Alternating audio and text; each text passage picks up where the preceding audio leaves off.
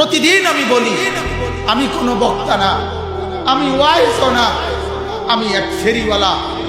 আখিরাত মনে করাইতে আসছি, আখিরাত মনে করাইতে আসছি, আখিরাত মনে করাইতে আসছি।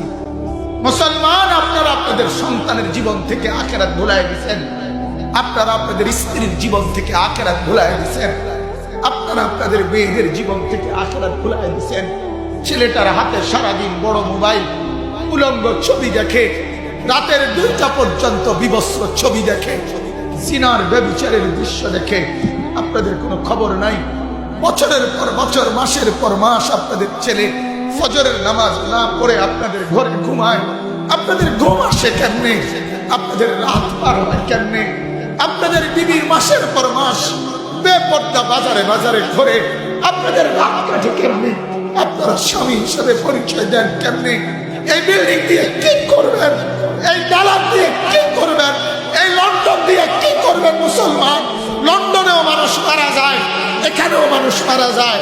লন্ডনেও অভাব, এখানেও অভাব। আল্লাহর কসম, মুসলমান সিলেটবাসী, আপনাদের জন্য আমার আফসোস।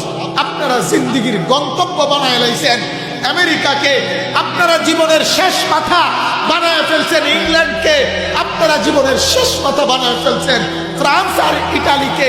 না মুসলমান, ইমানদারের শেষ মাথা তো জান্নাত, আখিরাত, পরকাল। ওই পর্যন্ত শেষ পর্যন্ত বানাইলেন কেন? বলেন, জবাব দেন মুসলমান।